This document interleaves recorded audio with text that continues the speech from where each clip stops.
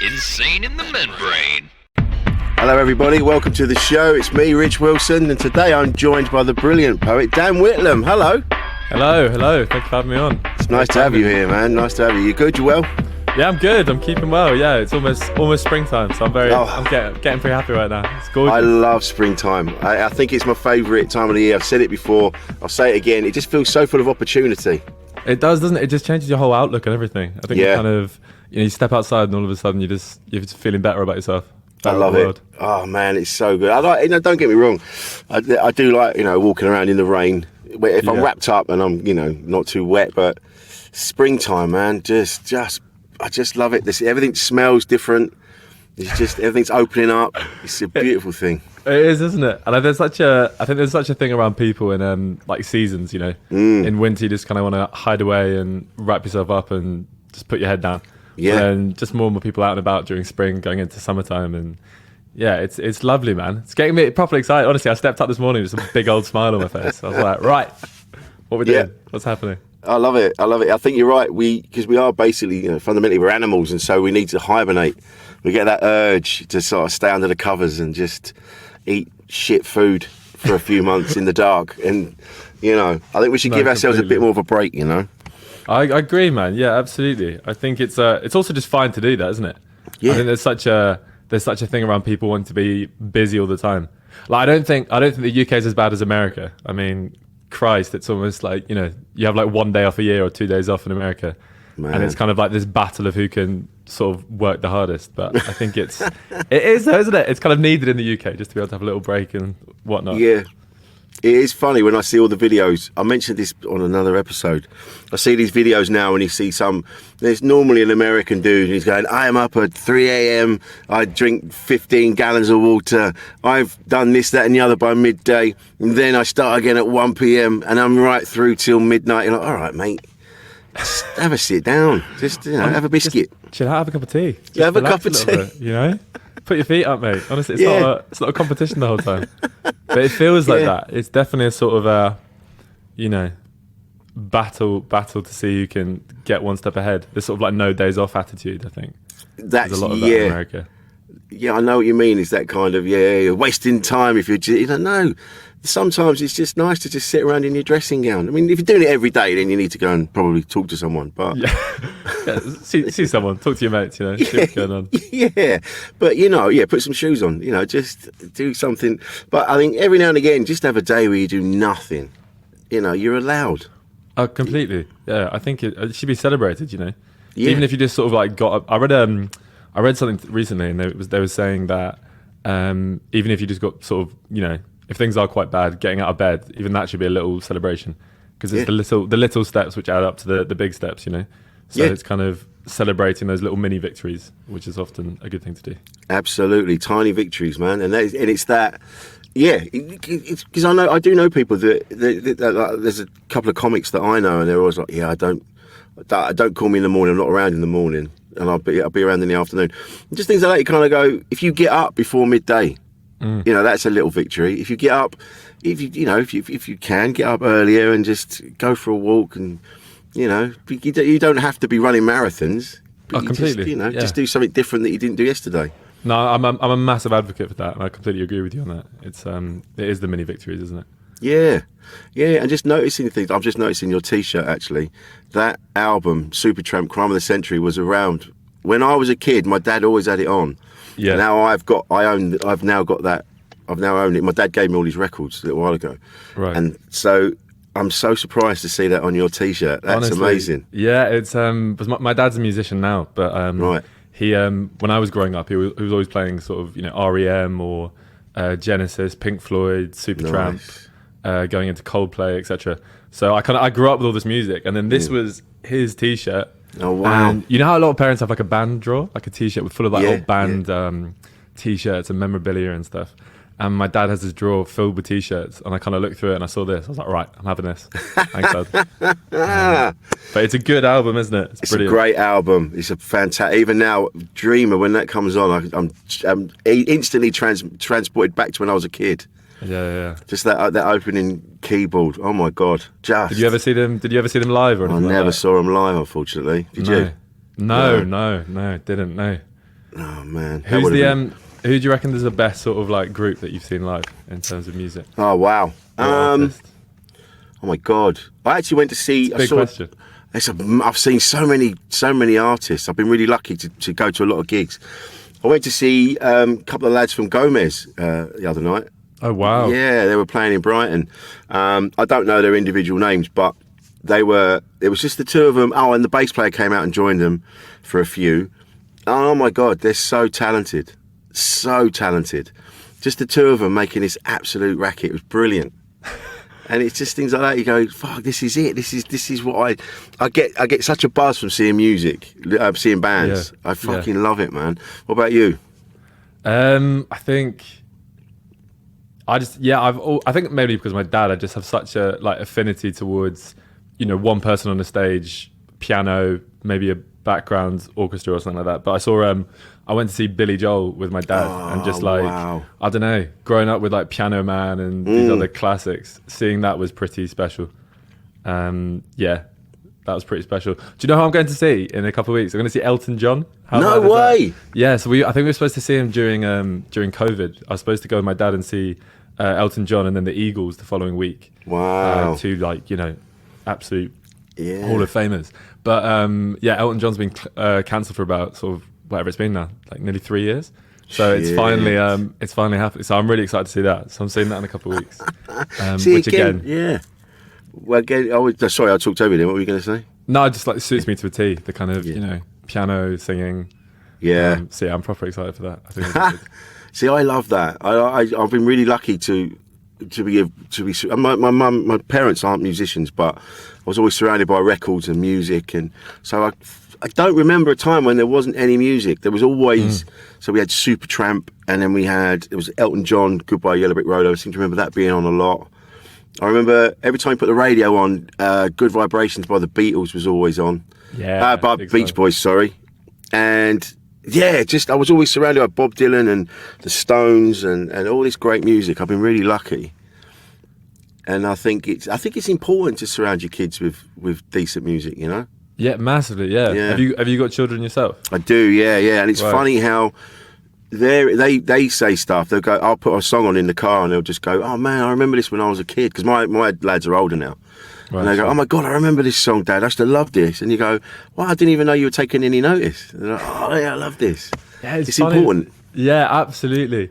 But it's that's a form of inheritance, I guess. The things that you just play around in the home that you think someone's not taking any notice to, they really kind of like soak it up. Yeah, I definitely absolutely. found that I just grew up with my dad, but it was everything that he's sort of done and imparted. Whether it's like I think even like just talking around the dinner table, you get informed about however much your parents maybe ask you sort of questions or etc.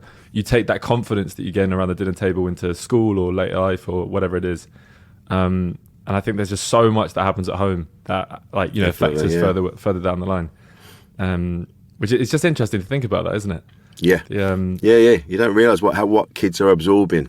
yeah, and how you're formed and how that Yeah. creates you in later life. Yeah, absolutely. Yeah, and I feel you know what, it's not when I was listening to your stuff, Uh-huh. and it's what I love is like I was listening to Quick Intimacy, Yeah. and then I can't remember, there was another couple that I was listening to.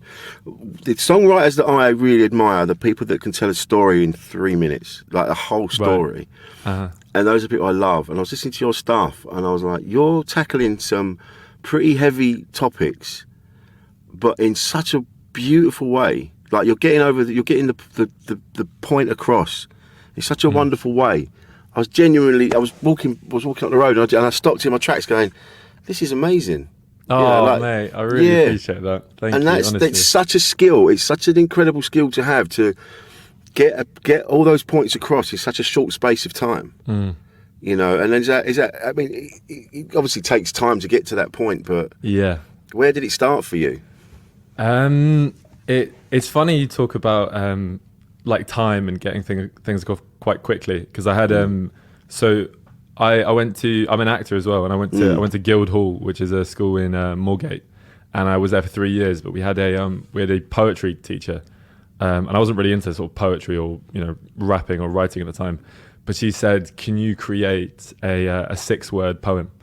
And you can hold like words within words. So I did a poem about forget-me-nots, the flower. Yeah. But then within the word forget-me-not, you've got for, forget, get, me, and also not. So I kind of like created a 6-word poem out of that. Wow. Which it turned out to be quite lengthy, just using 6 words. And I think, what did I do? Yeah, so I think I did it about a girl who I'd just broken up with. And I wrote, cease be us, thus cease be me. Cease be being without she with he, thus out be me. Cease be us, thus cease be me. And I wrote that and I was like, I absolutely love just like playing with words and messing around with rhyme and, playing words forwards and then backwards. And from there, I then wrote another thing at drama school where I basically got stabbed when I was 16 in London. Which is pretty intense. Oh my God. But yeah, I was coming out of an audition in Caledonian Road, and my friend he was getting mugged, and I basically went over to go and help him out. And during that process, I got stabbed twice in the back with a screwdriver. Shit, and it that really influenced my my writing for sure. But I remember being in hospital, and it's kind of crazy to think about now. But I remember my dad came over to me. And for some reason I started talking about like university choices, and I didn't go to university. I went to drama school, so it's a slightly different route. But I just remember saying to him, I was like, "Oh, Dad, I don't have a subject. I don't know what to do." And I think to then write about the subject that led to me talking to that about my dad, and then to write about the stabbing at drama school. The stabbing in Caledonian Road, but then writing about it at drama school. And then, that was the kind of start of it, because I wrote that poem, and then that got commissioned by BBC Radio 4. And that was then out on a programme on BBC Radio 4, and that led to me doing more like live shows with So Far Sound, so like a gigging platform in London. And then just writing more and more and more, and then sort of realising that, like content is king these days. So just kind of pushing all of that out. Yeah. But it just really goes to show you that, I think everyone thinks that, I don't know, a path of whatever you're doing is sort of linear, but it's very much, crazy. Yeah. The lines are wild, and it can be ups and downs and, completely plateauing, and then things can take off. Mate, yeah. But yeah, it all started at drama school really. And then I just started putting out more and more and more, and putting it out for no one looking at it, and then now some more people are looking at it, and it's funny. It is funny, isn't it? Because you do it because you want to do it, and then you hope that someone will see it, and it's that, and like you say, you plateau, then it spikes again, and you're off, and it goes like that all the time. It's so difficult to keep going, isn't it? To keep pushing when it feels like no one's taking any notice. Yeah. It's so hard to find the motivation to keep pushing on. Oh, but completely. Like, honestly, that's like you must get this as a as a writer as well, as a comic. It's kind of like, would you still do it if there was? And it's so hard for you as well, because it's like, would you still do it if there was no one in the room? You feed off that. It's not necessarily like appraisal, but it's almost a reaction to what you're doing is good. And I guess with your job especially, it's so difficult because you can tell if you're doing a good job like then and there in the moment, right? Yeah. But they're either laughing or they're not. So you've got to be. Is that quite difficult to gauge that? It is hard, especially when it's going badly. You kind of like, oh God, and you go, right, I'll just give them this. I know this works. This massive bit of material. I know this is a killer, and you drop it, and nothing happens. And you're like, oh fuck, I've got nothing left. Oh man, it's a long day at the office. It's a long day at the office. But It's like with your stuff, like you putting your stuff out there, and you keep doing it, and you keep doing it, and you can have days where you go, what is the fucking point, man? Yeah. And you just have to find it within yourself to just go, no, I love doing it. I know there's going to be, and so when you start getting the feedback from people, they go, "Oh man, this is amazing!" Absolutely, what a day that is when that starts to happen. It honestly is, and it can go. I think someone told me ages ago, they were like, even if it's just one person that you affect in some kind of way, then that can be a massive win. And I think I remember that it was because I started a lot of this on social media, like a lot of people, so like Instagram and TikTok and stuff like that. But I think one person commented just like, "Oh, this is really cool. Like, I'm really enjoying this. Please do more." And I was kind of like, "Oh, okay, cool. I'm gonna carry on doing it and put more stuff out." And it's definitely a bonus when people like what you're doing. But I've now kind of find it when I'm at home, just writing in my studio. It's like that's just my happy place now. I really enjoy doing that. So I think it's trying to find more of like the happiness in the pursuit rather than the pursuit of happiness. Absolutely, yeah, absolutely. What a brilliant way to put it as well. Yeah. So yeah, I'm trying to find more of that, and I think I am finding more of it just by being more like consciously present about what I'm doing. Because I used to do it a lot of the time where I was just sort of like end gaming, and I was like, right, how many views is this going to do? Oh yeah. And especially now that but that's the thing. TikTok's crazy for sort of any sort of artist, I think, because it can be a free marketing tool. Because then people can. I've had it where I've got a lot of my clients that I write for now. It's based off from them seeing one of my videos online. So I guess now I'm kind of like, oh, if this video does well, then it can lead to more work, etc. So it's quite a it can become a dangerous sort of place to live at times. So I think you just need to step back and remember why you're doing it a bit.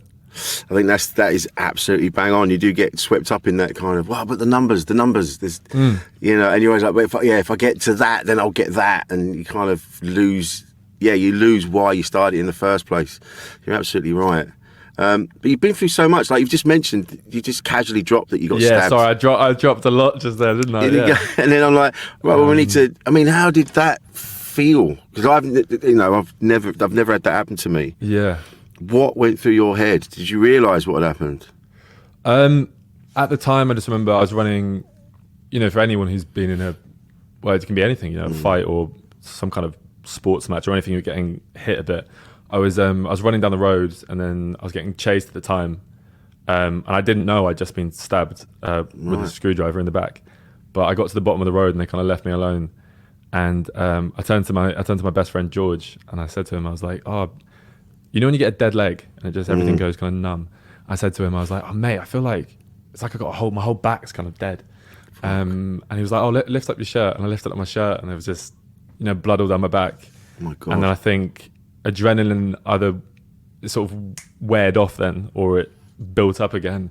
I started panicking a bit, and then there's like reflective mirrors they have on Nisa locals or whatever it is. Yeah.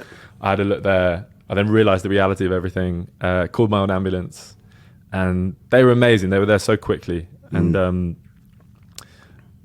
I was then in the hospital, and then they did like a chest drain where they put something in to like drain your lung of any fluid and stuff. Oh my God. But it's I think it's within the nature of your podcast, which is brilliant and so necessary to men of all ages essentially, and women as well.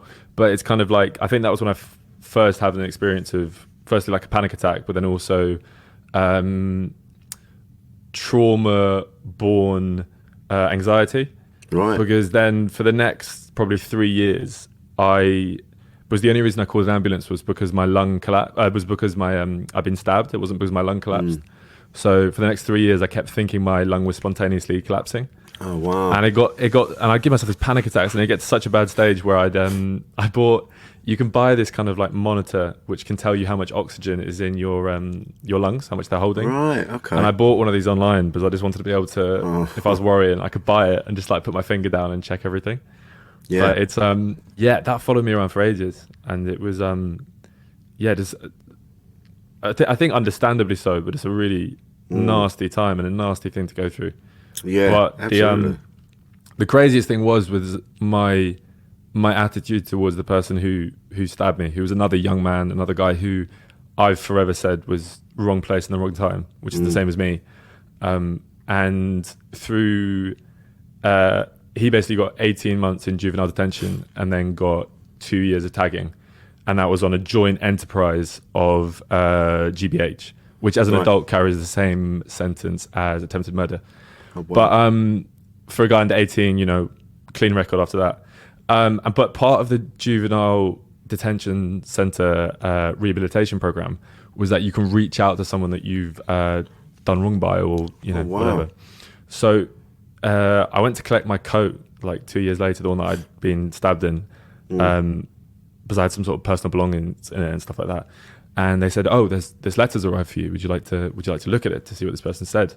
And I said, "Yeah, I wanted to see it because I think a bit of closure, a bit of acceptance, but more just curiosity. I was like, oh, what's this guy want to say? And there was just like so much remorse and interest into what I'm up to now, things that he's thought about, things that he's going to get on with, and I don't know if it got to him. I'd like to think it did. I wrote a letter back to him and just sort of saying that, you know, there's acceptance on my behalf. It's I honestly do believe it was the wrong person at the wrong time, and that then I put that in my my poem. I kind of did. The first half of this stabbing poem is me and my day going to this theatre and getting stabbed, and then it resets, and in exactly the same way, it's the guy who stabbed me's journey to the theatre. And it's kind of like two halves of the same coin, just to show that, you know, it's both young men, both people who are in the wrong place at the wrong time. And so much of the, you know, I think that, well, the epidemic of knife crime is that I honestly want to believe it's wrong place at the wrong time for a lot of people. And there's no, like, I didn't want there to be any victimization or witch hunting. It just, it was what it was.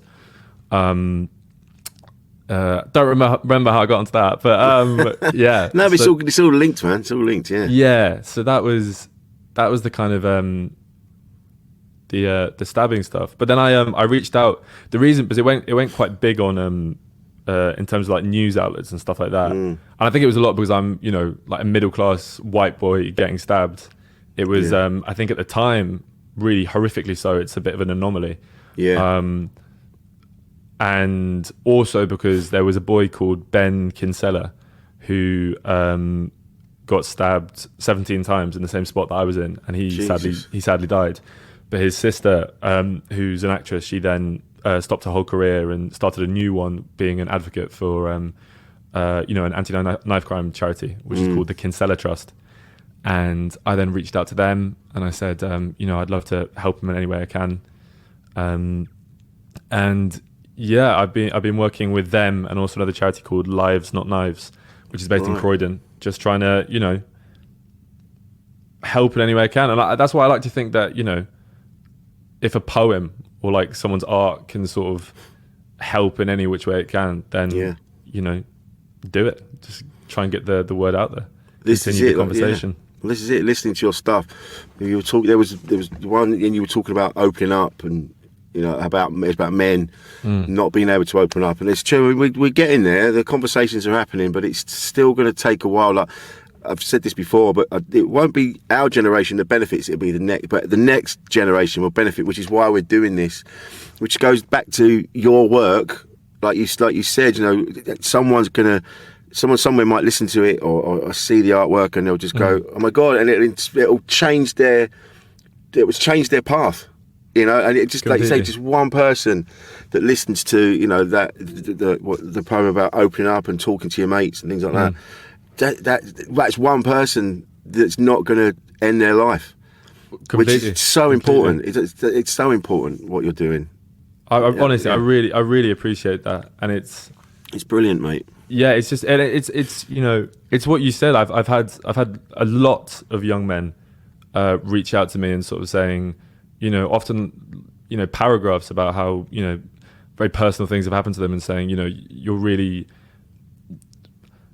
I think it was one of the best sort of things I've ever heard someone say. But he essentially said, "You're helping me understand my own emotion a bit better." Brilliant. And it's kind of like, oh wow. So then, you know, in a way, I'm not, you know, writing for myself. You're writing to help other people understand something. Yeah. And I'm not sure if I believe that, but I think it's that was one of the highest forms of flattery. I was like, that's incredible, man. That's absolutely amazing.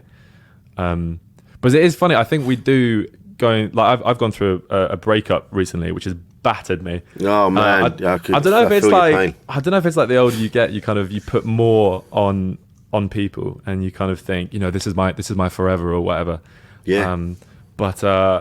Yeah, like, you know, it really battered me. But it's funny that during moments when we're going through, you know, intense sadness or grief, I think we do turn to art a little bit more, whether it's, you know, novels or poems or film or music or whatever it is. You know, we do sit inside our room and we kind of put on the saddest like record we have and stuff like that. And it's kind of like, it's quite nice to just sit in that and, you know, understand it a bit better. Yeah, absolutely. Yeah.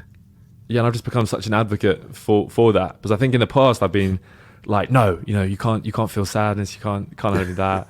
And I'd kind of paint it in any other color that was a little bit brighter, and just like, fill my life with sort of noise to avoid the silence.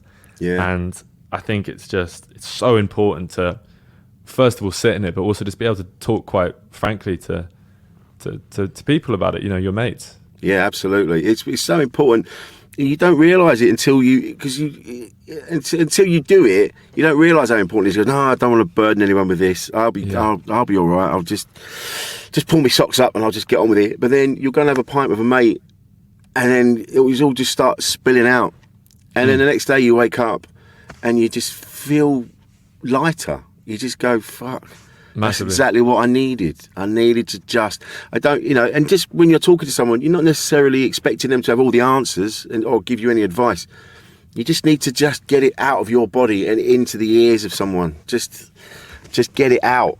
And then it's like if you've got a house that's full of shit, the best thing to do is just pull it all out. Just pull it all out and then pick out the bits that you want to keep, get rid of the rest. And then start putting it back in. Then you got your house a bit more in order, and that's the same with talking to people. Just get the shit out of your body, and you'll feel so much better the next day.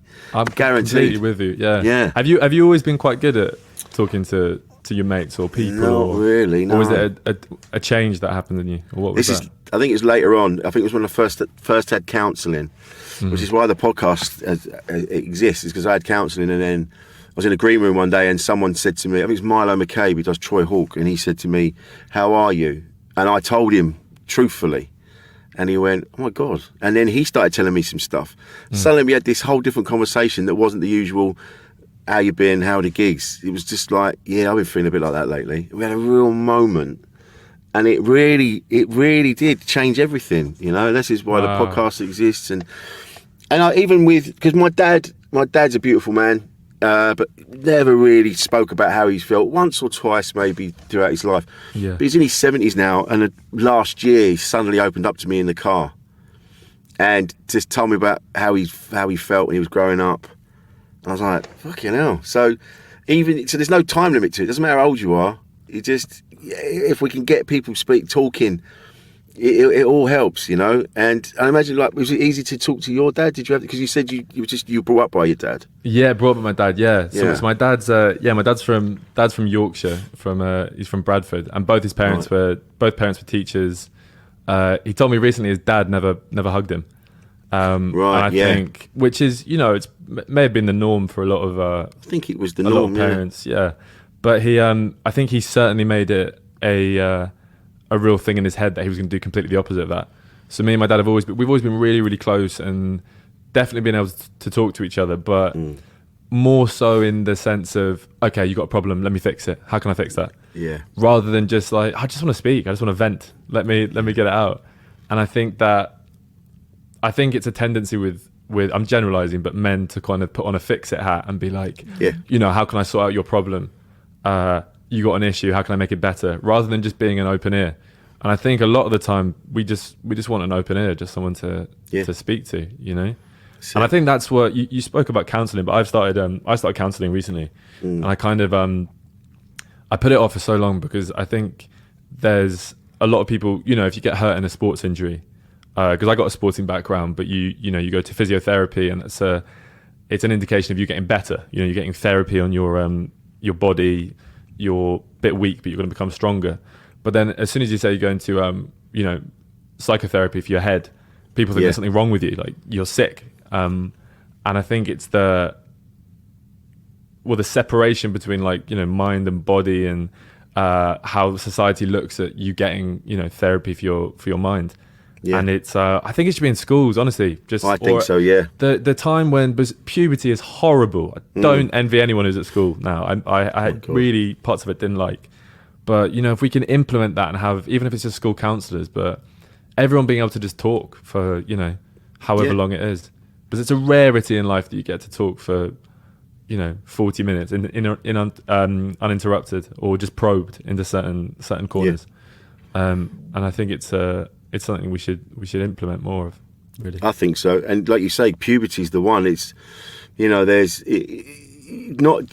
just need someone to turn around and just say to you, everything you're feeling and thinking is right. It's a fucked up time for you.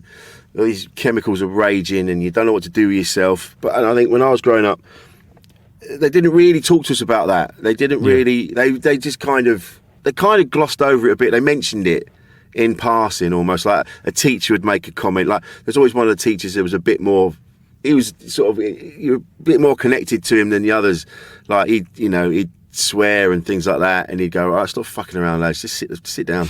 Like, and he'd make jokes about things. And he would sometimes sort of talk about it, but we never really got sat down and explained why 1 minute we're fucking happy as going, we're just bouncing off the walls, and the next minute we're miserable, and we just feel we're just randy, and we're this and we're that, and it wasn't really explained. And I think you're right; it needs to be explained, doesn't it? It needs to sit down and just go, look, your body's changing, you're changing.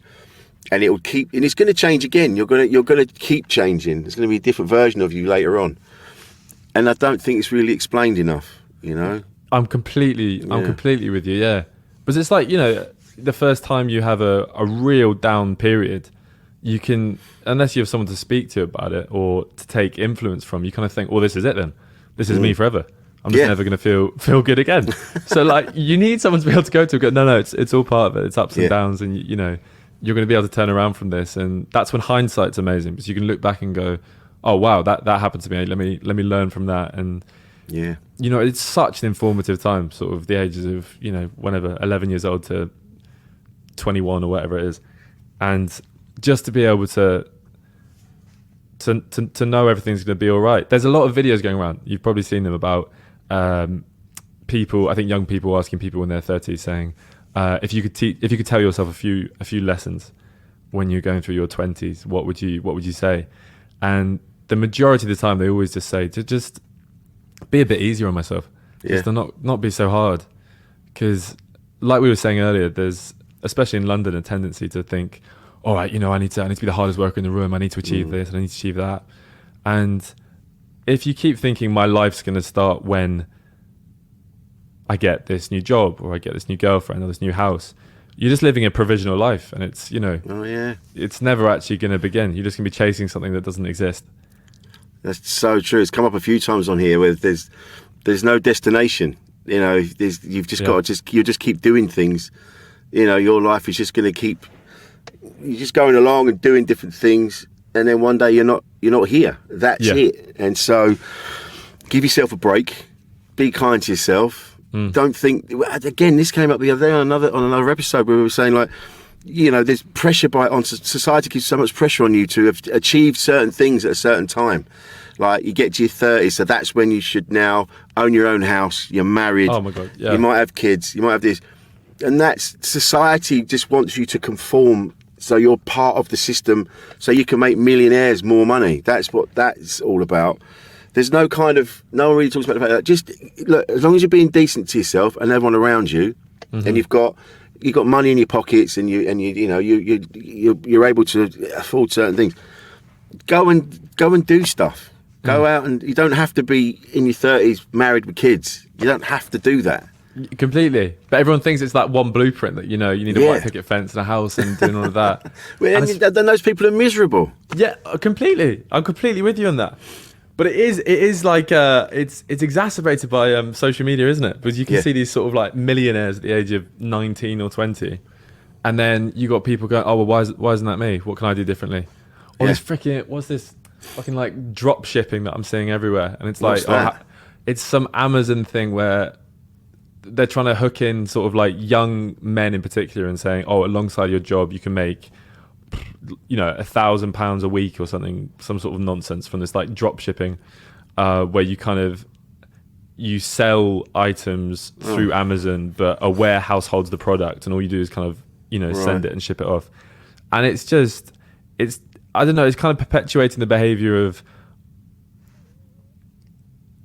no, I think the idea of wanting to earn money is brilliant and it's admirable, but it's essentially saying that if you're not a millionaire, you're a failure. Or as you said, if you don't own a house by 30, you're a failure, which is nonsense. Yeah. Absolute nonsense. It's ridiculous. Yeah. All these things, that selling thing just sounds like when you got a mate and he says, I've got this miracle diet stuff, and I want you to help me sell it, and you have to buy X amount of these things, and then you flog them on, and this pyramid thing, and it's always the people at the top, they're the ones with all the money, and you go, no, this is just a scam, don't get involved with this. Completely. And this is the thing, people, yes, the desire to earn some money and have a good life for yourself, absolutely, but what people want, what people are seeing with social media is a quick way to do it. And that happens for 4 people a year. They become millionaires through Instagram or wherever. Yeah. But that's 4 people out of 7 billion in the world. You know, it's not that easy to do. No. Yeah, but people are looking for the easy option, aren't they? That's what people want. Every single time. And the easiest option, which is, it's super attractive, is, you know, it means you don't have to really do a lot for potentially a lot of gain. But it is the people who just keep grafting and grafting and grafting. Then I think I was listening to one of your podcasts this morning, and it was sort of the idea of, like, you know, going out and putting the hard work in, and that will eventually turn into reward. And it's not fun. It's not fun waking up at 6 in the morning and going off and doing that. But at the end of the day, you start seeing rewards from it. Yeah. But it goes back to the idea of a dream. You know, you sort of say in your head, oh, I want this to happen, and then I'll be happy. But it never turns out to be that anyway. And it's kind of, I thought, you know, I'm probably living the dreams that I had 5 years ago, without even realizing that I'm doing it right now. Yeah. So it's all relative, isn't it? I remember I was in it a few years ago. I was in a difficult place, in a difficult relationship, and I just remember being stood by the river where I used to live. And just standing there going, I just want this to be sorted out. I just want peace of mind. I just want to be in a better place. And then sort of 5 years later or wherever, you know, I'm living in Brighton now, and I was walking down the street the other day, and I suddenly went, oh yeah, I've got that thing I was after. I've got peace of mind. Yeah, there's other stresses and strains, but I'm like, oh shit, yeah, that feeling I had then is all gone. Yeah. I'm now in a better place, like you said, and you go, I didn't even realise it. It just subconsciously somewhere I was just pushing myself on, you know, the podcast that's kept me going and some other things, but I just kind of on a subconscious level just kept pushing on, and now I'm in a much better place. And that's exactly what you just said. You go, you don't even realise it. Honestly, it's completely that, and that's the thing. There's nothing within these kind of like grief for sure. There's nothing to do but sort of walk through it, isn't there? Yeah. And there's no quick fixes to that. You just need to get on with it. And it's so difficult in relationships because there's I think I'm like self-professed sort of serial monogamist, going from like relationship to relationship. Yeah, that's the one. And I think it's that, you know, in the past I've met amazing people, but it's very much been, oh, I don't know if I can be alone, or if I want to spend time alone. I just quickly get back into a next relationship because it would feel like it would feel comfortable because relationships are great like that. Yeah. They hold you up. But I think, and when I finished my relationship, I said to myself, you know, I want to take some real time and be able to be okay by myself. And it's only while having this conversation now I'm kind of realizing, oh, I'm a lot closer to that place than I actually thought I was. And it's when you actually look in, like, you know, without sounding too corny or cliche, like looking inwards, then you can sort of be like, oh, I'm actually doing all right. I'm doing a lot better than I am. Yeah. But it comes from a hell of a lot of just inner work and, you know, really thinking about what you're putting out and what you're doing. Yeah, man. You don't even know you're doing it. That's what I mean. No. You just, like you just said, suddenly you go, oh, actually, yeah, no, I feel I am better. I am in a better place. Especially with relationships, when like you said earlier, when you put so much onto it, you go, this is it. This is my forever. And there's that moment at the beginning where it's so, you know, you're so into each other, it's intoxicating, and you're just getting lost in each other, and you're like, oh, I can't believe I found you, and blah blah blah. And then later on, you're like, it's just like you can't even be in the same room with each other, and that really breaks my heart. And I think back, I'm like, fuck, we used to just gaze into each other's eyes and say all these things, and now we don't even talk to each other. And I find it's a form of grief, isn't it, that you're having to deal with because you've lost that person. Yeah, it's a lot to take on, man, and you don't realise it. But on a subconscious level, you are dealing with it, and it's almost like your brain is going, look, we'll get through this. Just you carry on with what you've got to do. You you do your day to day. I'll take care of all these thoughts and feelings. I'll figure it out. We'll get there. It's like a whole team working. It is, isn't it? To try and get this vehicle to keep going. It is. And I had the partner that I broke up with. She you know how everyone always says that thing. They're always like, oh, it just takes time. You know, with time it'll get better. And she came up with this thing that I thought was genius. And she said, yeah, but the thing about time is it takes time. Yeah. And it's literally, you know, what do you do with those minutes, weeks, or hours? You just you're literally thinking about that person a lot. And people put so much, I certainly did, like, put so much into relationships and so much on relationships. And then it's exactly like you said, Rich, because I've thought about this, the idea of, like, you see that person, you're like, what the fuck happened? Like, we used to be so intimate and so close, and so much has changed. Like, everything's changed. Yeah. And I don't know about you, but I'm someone who finds, certainly in relationships, like, change quite a difficult thing.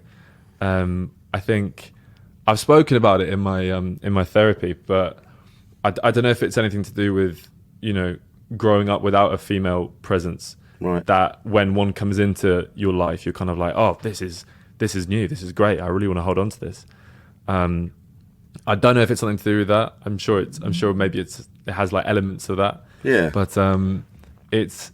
there's just something wonderfully comforting about relationships. But then to caveat that, it's kind of like you can find that in yourself. And I think, you know, recently I've been like, oh fuck, I can just have a brilliant time with, like, my mates, or, you know, just enjoying my own company a lot of the time. And I think the more we find that, the less pressures you put on a relationship anyway. Yeah, definitely. That inner peace is something I always, every time someone said to me, make a wish, I always said, I want inner peace. I want these feelings to stop. And I want to be happy with who I am. And I am now. I have days when you know, oh, you're a fat piece of shit. But those days, don't do that to yourself. But that's it. Just when you might be just a bit tired, or you're hungover or whatever. You know, it's not all the time. I just have these moments now and again. But then, you know, it goes away. But yeah, to have that inner peace and just go, actually, do you know what? I'm all right, actually. And people telling you as well, going, oh no, you're a good dude. And the fact that you've got people around you, that tells you all you need to know. Because I know people that they push people away because of the way they are. Yeah. And you just go, wow, I feel for you, because I'm obviously doing something right. I've got a lot of people around me that want to be around me. It's a nice feeling. And that just goes to show you that you must be a decent person. Do you know what I mean? I completely know what you mean. Yeah. If you've got people who wanted to hang out with you, but, you know, we'll still get down on ourselves and think, oh, I'm too much this, I'm too much that, I'm a bit shit. But, you know, if you look around, you've got amazing people around you. Yeah. And also, there was what was it? I wrote something the other day, which was like, well, it was just playing with the word coffin, but I was like, I prefer to have a friend like crying and coughing on my shoulder than carrying his coffin on my shoulder. And it's kind of like just the idea of just speaking to people, man. It's just so important. It's not said enough, you know. No, I know, it's exactly true. That's why I was so struck by your work, because I was like, man, this is exactly the message. It was so well put. Like, just saying it, because I say it all the time, like, just talk to people, just open up, talk to each other. Yeah. And then sometimes people hear that so often that they don't even hear it anymore. Yeah, completely. So I was listening to your stuff, I'm like, people need to listen to this, and they'll get it, because there was so much detail in that one poem. It really nailed it, man. And then the video as well, I stopped in the street and I was like, this is bang on. This is exactly what needs to be said, that I can't say it, you know? Yeah. Well, that one I'm going to put out as there's a football player who used to play for Fulham, and he now plays in Nice, called Joe Bryan. And he helped Fulham get up to the Premiership again, and he's a massive advocate for men's mental health, and I certainly someone you should potentially reach out to, because he's he's got a great story, and also a great reasoning behind being so involved in this. But he reached out to me, and he was I want to try and do something with him towards, somehow bringing the two worlds together, because I think definitely in sport there's so much of this that goes unsaid, because you constantly need to be on best behavior and showing your best face, but also leading by example. And it's almost I don't know, maybe in the sporting world, but or in a lot of worlds, to speak about mental health can be quite an uncool thing, or sort of seen like, what, that's taboo, you don't talk about that, that's weird. And I think he's taken an amazing step to speak about it. But with that poem that you mentioned, that's becoming like a full track, and the plan is the partnership with Mind, the mental health charity, and then also with the voice or the backing of Joe. So that's the kind of aim for that poem, because I just think if you bring things to modern culture, then all of a sudden it can be more accessible to people, rather than people sitting with it on their room. If they can listen to it on a podcast, or listen to it on a song on Spotify or a video on YouTube, they can go, oh, this is way more universal than I thought. And just not sit alone with it as much. Yeah, and it's those worlds as well, the sporting worlds, not just the people involved, but the people that watch, the fans especially. You still see groups of lads. I know when I lived in Stratford, and I'd see all the West Ham fans coming through the station, and it was just like, I don't want to be around this. And you're like, at no point. It's probably going to be some people in amongst this crowd that are really struggling with their mental health, and their only outlet is to go with the lads and get lashed up and then just have a bit of a punch up in a car park with other fans. But they don't want to do that, but they're stuck in this world because they don't look like they're weak. And I think that every time, but then I'm like, well, I'm not going to mention it now while I'm stood amongst all these people, get my head kicked in. Yeah, no, completely. But it's such a good point you make when you say you don't want to look weak, because that's exactly what it is, isn't it? You're with your mates and you want to be able to appear, and you end up doing things you don't want to do. Exactly. And, peer pressure is a massive thing. Yeah. And people pleasing as well, and you just sort of go along with the ride, and before you know it, you're in too deep, and it's something you don't want to really be doing. Yeah. There was I don't really follow football, but there's a great film called Away Days, and it was set in the early 80s. So it's talking about the fashion from then as well, like the casuals and things like that. But they focus on two of the lads in this one particular group. And every Saturday they're going off and they're having these fights. And one of the top boys in the group, he becomes friendly with this newer lad that's joined. The lad wants to join this crew, and he's just he starts dressing like them, and he wants to get in the group and things like that. And he gets friendly with one of the top boys, and then one day he goes to the top boy's house, and he's got all these trainers, but he's got all this artwork, and he's talking about music, and he's talking about going to Berlin, and they were saying, and there's quite a bromance kind of starts to happen. And then even the top boy's going like, you don't want to be part of this, man. It's a shit life. I want to go to Berlin. Come to Berlin with me. Let's just fuck off. And it becomes quite they use the phrase homoerotic, but there's a love that's building between these two lads. And like the younger lad really just wants to get involved with the fighting and he wants the kudos. Whereas this older lad's like, fuck this, man. Let's just fuck off. Let's go. And it was it's a beautiful film, because it shows you behind the scenes, of these football hooligan types. It's a brilliant film. That sounds amazing. Yeah. I'm going to remember that and watch that. It's called Away Days, and Stephen Graham's in it and people like that, and it's he's amazing. Great film. Brilliant. Yeah, it's a great film. I love it. But my point is, that's what's happening. So I see these football fans striding through Stratford, and they're chanting and they're shouting, and they're very intimidating. They're, not just West Ham fans. When you see lots of these fans together, like in Brighton when they all pile on the train. Now I live down there, and you don't want to be near it, but I know that for a fact there's going to be lads in there going, I don't want to be doing this. I want to be doing something else, but now I'm stuck, but I don't know what to do. And it would probably take, just if two of them just spoke to each other, they'd probably say the same thing. Go, yeah, I don't want to do this either. But you know what I mean? So I think footballers now and sport people that are admired in the sporting world, it's so great that they're coming out now and talking about their mental health. Absolutely. Like Peter Crouch and Ricky Hatton. It's exactly what needs to happen. Because it needs to be those kind of people with a voice, and especially Ricky Hatton. You look at the world that he was involved in, and very much the brutality of of men in, you know, in a ring, literally. But it's kind of like, for if people can look at him as an idol and say, you know, if someone like that can speak about their mental health, then surely I can do that. Exactly. But yeah. again, like I'm I'm coming from a place of privilege. It's like, you know, I've always been afforded the almost the luxury of being able to speak about my emotions, and my friendship groups have always been great at, you know, if we can see someone's down, we do say, you know, what's up? Do you want to talk about it? So I think it somehow needs to be afforded to all walks of life and to all mindsets and to all parts of the world. It can't just be for you know, people who were brought up around the table being, you know, asked the question of, no, how really was your day? What's really going on? So it's how to bring that into a more public eye, you know, mindset. And I think with people like Ricky Hatton and Peter Crouch, that will really move the conversation along, for sure. Absolutely. And it's and conversation like this with you. Yeah. You know, you're very open about things, like you talked about, you know, that at the minute you're going through you've just been through a really horrible breakup, and you're chatting away about it. You know, like you and I have only just met, and it's a wonderful thing that you're able to talk about it with someone that you don't know. And like you talk about, like, you're growing up without a mum.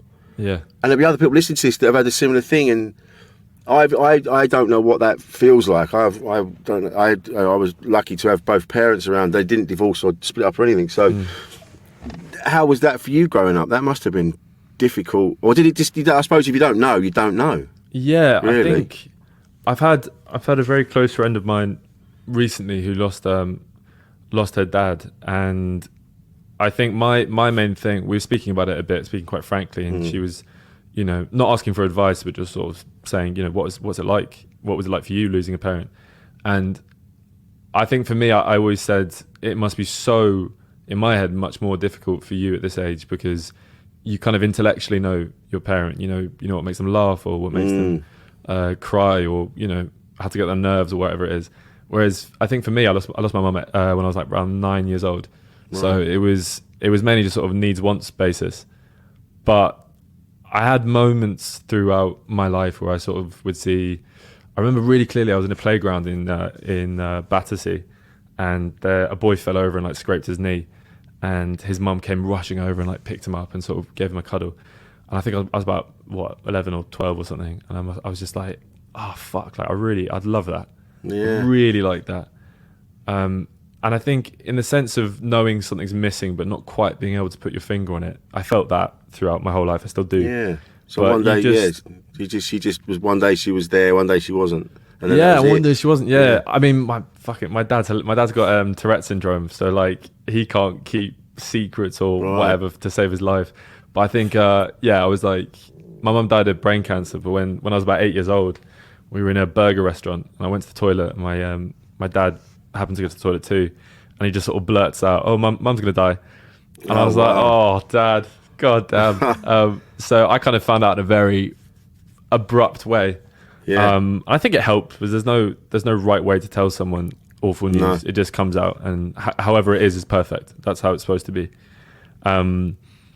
But yeah, all these little funny musings that you hold on to. Like my mum died in a hospice in Clapham, and the workers there got all the kids together, and they gave them each a balloon, and they were like, write a note to your parent and attach it to the balloon. And it was quite a breezy day in autumn, and we all released these balloons, and we watched them go up and up and up, and they probably about 60% of them burst on this massive oak tree. So like all these kids who just lost their parents, they're like, well, my fucking dreams are going up in smoke too. Ridiculous. Thanks for that. Cheers. Yeah. But it's funny how we choose to remember people, you know. Like those are the moments that I hold on to more about my mum than individual moments of her, because to be honest, I can't really remember a lot of moments. I grew up in Russia and then Turkey. Right, okay. I'm still convinced my dad's a spy, but his Tourette syndrome would probably let him down. Well, he'd be the best spy, because you wouldn't expect it. Do you know what I mean? It's still going on my head, Rich. Yeah. I'm still like, maybe he is. But you know, so maybe that adds to it. I moved around a bit as a kid, so I don't have like crystallized moments, but I sort of remember my mum through how I speak about her. So like conversations like this, I remember the balloon popping. I remember you know, my dad getting emotional at his 50th, speaking about his wife, or like my, what is it? My dad always sings that Elton John song that goes, what is it? Yeah, it's like, I miss the earth so much, I miss my wife. And just the way he leans into that sentence whenever he sings it, you know, I can capture what my mum was like throughout just that sentence. Yeah. And yeah, I think that's the thing about losing someone. They're never really, as cliche as it is, they're never really gone, because they're kind of remembered and re-remembered through the way people speak about them, or through the little memories they can add to the picture you're painting in your head. So Yeah. you know, I'm eternally sort of revisiting that. I remember that, listening to that song. There's a song by The. It's called Love is Stronger Than Death. And that was the first time I'd heard that phrase. And I'm like, oh, fuck yeah, of course it is. Yes, they're no longer here, but you still love them, and the love is what keeps them in you. Like, they're still, that keeps you around, keeps them around. And it really blew my head off to hear that phrase for the first time. Love is stronger than death. I was like, fuck, man. Yeah. That's what it is, isn't it? It's amazing, that is honestly, it's genius, that. Because it's just so true, but it's overlooked. You kind of think, oh, they're gone now, and that's the end of it. Yeah. But I mean, it's the same with, it's what we're talking about, that road of grief. You just have to walk through it, and then you can then revisit it with love rather than what you've lost. I mean, that's come up before, the talk about grief. A few people have been on and discussed it. We had a guy on, Mark Lemon, who does a lot of work for people that are, he helps people, a lot of people with their grief, because he lost his dad at a young age in a horrible way. And he's doing great work. And talking to him, talking to comic Ishan Akbar, talking about losing his mum, and it's taught me how grief, how it works, what grief, how you deal with grief. Grief never goes away. You just find a way of carrying it with you. And that was when I got told that again. I was like, fuck yeah, you know, this thing that they say, you know, yeah. I mean, the gaps between the sadness are longer, but every now and again it still hits you. There's that moment you just get floored by it, and you know, but you've learned how to carry it around with you now. And I found that was such an important message.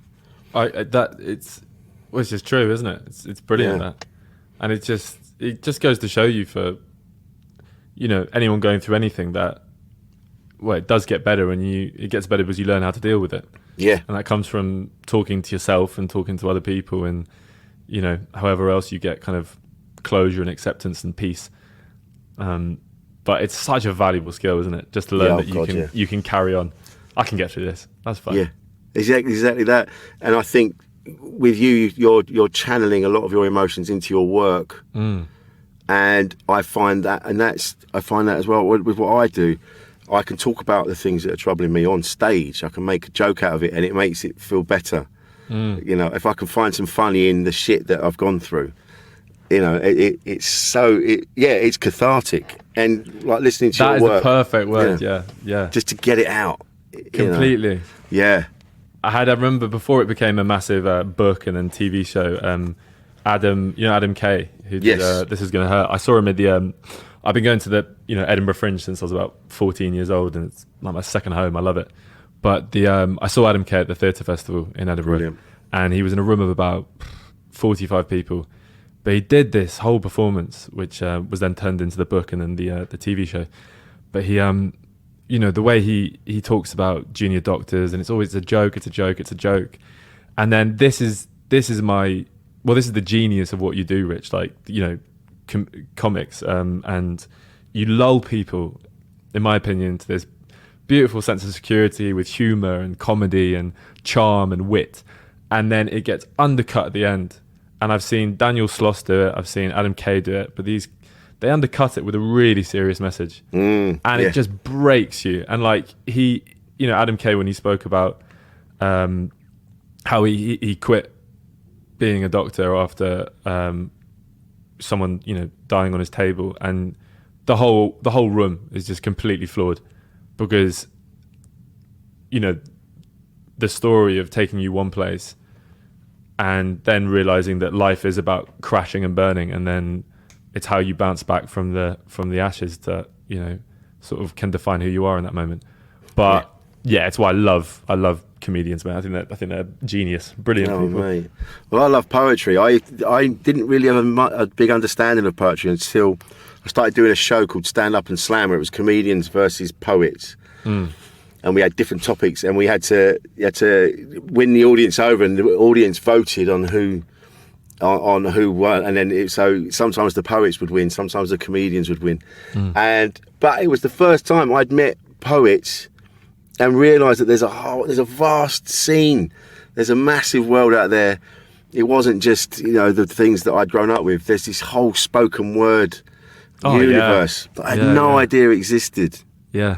It's And crazy I love because it it. is. Yeah, it's a mad world because you've got this. Because I don't know how many sort of commercial poets have made a real living since about the 1533 or something.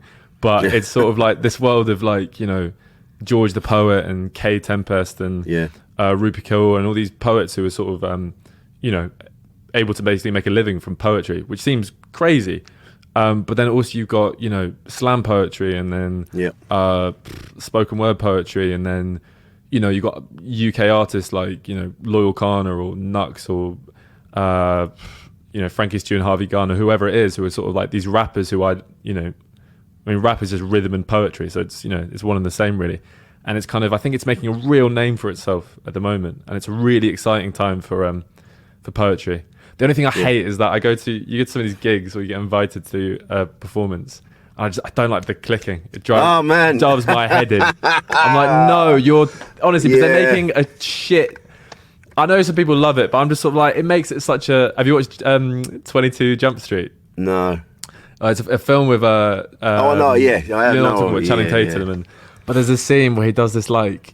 There's apparently two things. There's like a spoken word voice, where people are like, "I'm here and writing for the people who are," or whatever, like this kind of lilt breakup, and then also the clicking. It's just those two things. I just really, I don't know. I'm like, just talk. If it happens to rhyme in time, then that's what it is. But just speak it. That's all we need. I remember seeing So I Married an Axe Murderer. And there's a bit of that, and he goes, whoa, man. And it's all, It's all like the finger clacking. So good. But I love your stuff. Yeah. And I believe are you going to read some for us? I am, mate. Yeah, I got I've got one that I wrote for my sister, but it's applicable to whoever really. But it's just sort of about those feelings of when sometimes the sad sort of feels better than feeling good, and like that's completely fine. That's okay. Yeah. So I thought I'd do that one for you, if that's all right. Lovely. Yeah, that'd be great. Yeah. And if you want to, you can, I don't know, you can add some little music behind it or whatever. It's clip. If you want to, mate. I'll be leaving if you do. I'm joking. So it goes like this. So, well, she'd hide inside her room next to the records that she collects, looking for better ways to spend the hours and the days that don't connect. She was down on herself and just wishing she had someone to say. Sometimes the sad feels better than feeling good, and that's okay. Sometimes we do want blue skies to fade away into clouds of perfect grey. She thought a life of just happiness sounds pretty sad anyway. So she tied herself over by tying blankets around her waist and racing around the room with the power she so craved. She was Superwoman, a super suit that suited her best, red trails that flew behind her with an S on her chest. See, with that blanket on her body, she could be anyone. She could be anywhere. She could beat down on the sounds of lonely and scared and break away from the bubble that troubled her cares. It was a path to a new you, but who knew that she too would run around with such blues, passing people in pain, but she'd just smile on through. So she'd keep herself inside and hide in her room with a view. Let imagination run wild with a floor of lava, this child of laughter running after the same life that passed her, passing time by picking pillows and shadow boxing with herself, trying to chase it off her body to see how Peter Pan felt. And Peter Pan and the gang would sit and watch from the shelf. The lost boys and other toys knew that something was out. But since Toy Story gave away the game, they weren't allowed to scream and shout. They weren't allowed to move around her and keep her calm while the sound of thunder and rain that came every winter found her and pushed her down to the deep depths underwater. If only it was normal to have down days, she thought. And that thought made her sad, like airports at Christmas. Saying goodbye to the ones who will miss us. Saying goodbye to the ones who will fly into that dark night sky, and you stand there and witness. You stand there and grimace. You wave and you finish with tears streaming down your face. You fall and you feel it. You fall to the floor in a ball and you scream it. And she picked up her favorite book and she threw it hard down to the ground. And it landed with loud sound, and from out of it slid a note that had never been found. A note signed from Mother. And she picked it up with these trembling fingertips and she started to read aloud. Just reading aloud the wise words of motherly wisdom. Her eyes burnt from the first verb so lovingly written. She felt hurt at first, but then she read and she listened. And it said, with love and with light, in the chapters of life, pain will always hold a page. And sometimes the process of progress is an uncomfortable phase, but once you read through the writing, you'll see that lighter days are just a chapter away. But while you're in the middle of it all, don't pretend to be okay, because sometimes the sad feels better than feeling good. So let it stay. Let it stay while you spend a smile with a friend. The ones who hold you in their home without charging you rent. The ones who know that you're alone from the way you pick up the phone. That lower tone that you own, they hear it because they're heavenly sent. You know, how often we neglect the down days and just spin them with a smile. If only we spoke for a while, we'd see that beings are wild and that feelings like seasons will go and change with the times. So love all of you, including the sad parts of your mind. And that is the poem. Mate. My God. That was incredible. Thank you so much for that. Of course, man. Oh, man. And thank you so much for coming on to talk to me today. It's been Thank you for having me on the show, honestly. Oh, man. It's been an absolute joy. My pleasure. Where can we find you on the socials? So you can find me, it's just my name, so you can find me at Dan Whitlam. So that's DanWhitlam. And that's on, Instagram, TikTok, YouTube, Spotify, whatever you want. So, Excellent. And lots to be sort of announced and released on there. So we'll go. Got some stuff coming up. Yeah, got some bits coming up. So it'll be good. Good, man. I'm glad to hear it. Dan, thank you so much. Thank you for keeping the conversation going. Of course, mate. It's honestly, it's fucking great what you're doing. Thank you. I really appreciate you having me on. Thank you for saying that, Rich, honestly. Absolutely my pleasure. Thank you very much. Great to meet you. It's been a great show. Thanks, everyone. We'll see you next time on Insane in the Membrane.